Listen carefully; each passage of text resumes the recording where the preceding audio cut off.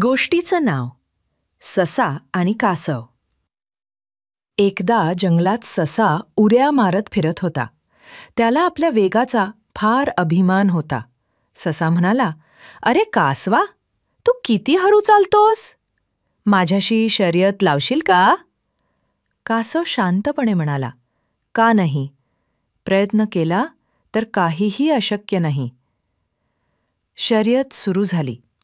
ससा झपाझप पळत गेला. मध्येच तो थकला आणि म्हणाला, "हा, कासव इतका हळू आहे, तोपर्यंत मी थोडं झोपतो." तो झाडाखाली झोपी गेला. कासव मात्र हळूहळू पायरी पायरी पुढे चालत राहिला. शेवटी तो ध्येयापर्यंत पोहोचला. ससा उठला तेव्हा कासव विजयी झाला होता. बोध: अति आत्मविश्वास नको. मेहनत आणि चिकाटीनेच यश मिळते.